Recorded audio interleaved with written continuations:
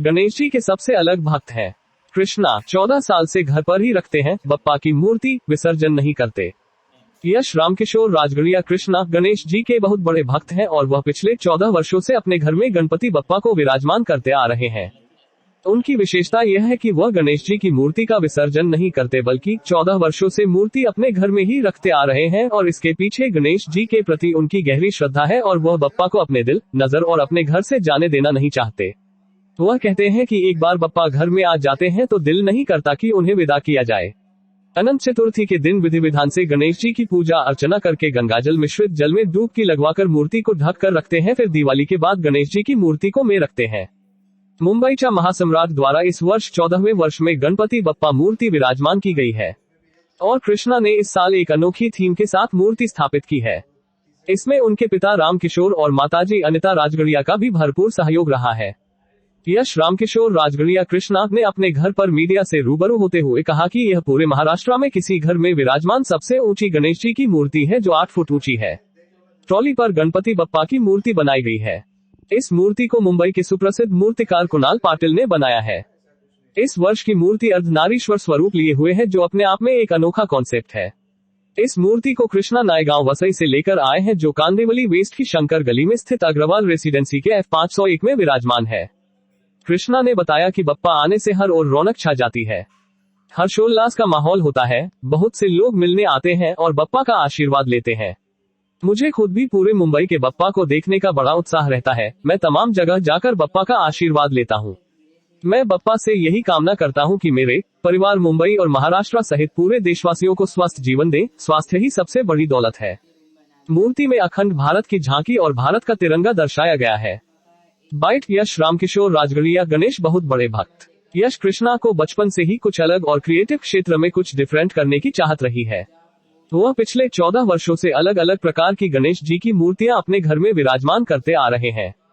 वह कहते हैं कि गणपति की पूजा तो हम हर वर्ष करते ही हैं। इस बार मैंने सोचा कि ऐसा क्यों न हो कि गणपति जी के साथ उनके माता पिता शिव जी और पार्वती जी की भी पूजा साथ में करें। इसी थीम के अनुसार यह मूर्ति बनाई गई है।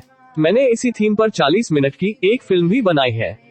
यश कृष्णा के इस भक्तिमय भावना में उनको उनके माता पिता के अलावा सभी मूर्तिकार, रिश्तेदार, पड़ोसी, सोसाइटी सदस्य, मित्र परिवार और आसपास के सभी गणेश मंडल और गणेश भक्तों का मिलता है। में आ रहे बाय डिफॉल्ट। पापा ने प्रसाद भी खुद बना। हाफ 3 इयर्स का था तभी भी हम लोग बाहर जाते थे, गणपति लेके आता था और थोड़ा थोड़ा पूजा करता था। फिर भी लास्ट 14 इयर्स से तो फुल फ्लेज में कर रहा है।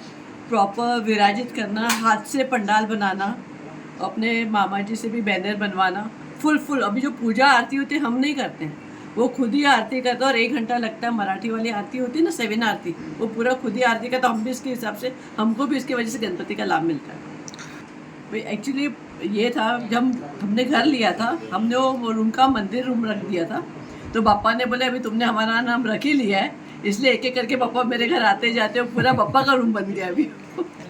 एक्चुअली गणपति पापा का ऐसे होता है, विसर्जन इसलिए होता है कि गणपति जी जब वेद लिख रहे थे तब उनका बॉडी गर्म हो गया था, तो उन पे पानी का छिड़का लगना जरूरी है, उनको ठंडा करना जरूरी है। वही कॉन्सेप्ट है। हम घर पे बहुत बड़ा फूल बनाते हैं, फूलों से सजाते हैं।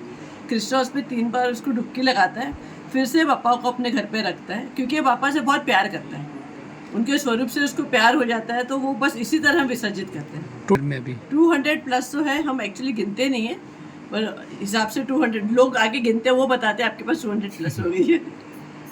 गणपति पापा की जो मर्जी होती है, सब जैसे इतनी बड़ी मूर्ति आई है, सब हमको पूछा अभी कहाँ रखोगे, हम बोले हमें पापा के दिए हुए घर में रखते हैं, तो पापा अपनी जगह अपने आप बनाएंगे और जब वो उनकी इच्छा होगी तब हमारा विसर्जन प्रॉपर शुरू हो जाएगा। नाम यश कृष्णा राजगढ़िया है और मैं पिछले 14 साल से गणपति घर पे बिठा रहा हूँ, और उसके पहले भी 2-3 साल पहले गणपति हम लोग अपने मंदिर में बिठाते थे। उसके बाद मैं नीचे अपना, हम लोग के बिल्डिंग में भी गणपति होता है, बाहर भी मैं देखता था, तो मुझे बहुत अच्छा लगा, कुछ अलग लगा, तो मैंने सोचा मैं ऐसा क्यों घर पे क्यों नहीं कर सकता। तो फिर मैं वो घर पे करना चालू किया और धीरे धीरे करके अभी आज 14 साल हो गए पापा को लाते हुए, और एक अलग ही घर पे माहौल बन जाता है। सब बाहर से लोग आते देखने के लिए, बहुत अच्छा लगता है, एक अलग ही गेट टुगेदर हो जाता है। तो जब भी मैं बाहर ऐसे किधर भी जाता था तो मुझे बापा जो भी अच्छे लगते थे, ऐसे तो सभी अच्छे हैं, लेकिन जो मेरे एकदम फेवरेट होने लग जाते हैं, जिसका मुझे बहुत अच्छा लगता है, स्वरूप अलग होता है, मैं वो यूनिकनेस ढूंढता हूँ। और आई टू आई कांटेक्ट जिसके साथ मेरा बैठ जाता है टेक्निक सिलेक्ट करने का, उस हिसाब से मैं पापा को हर साल लेकर आता था, जब भी वो साल में कितनी बार भी हो। और फिर मैं लाके फिर पूरा हम लोग ने रूम बना दिया है, और पहले वो रूम का नाम मंदिर रूम था, अभी धीरे धीरे जैसे पापा आने लगे तो पूरा रूम का ही नाम गणपति रूम कर दिया है। विसर्जन यहाँ पे बाहर हम लोग पूरा एक पॉन्ड बनाते हैं, उसमें फूल से डेकोरेट करके वहाँ पर हम लोग विसर्जन करते हैं हर साल।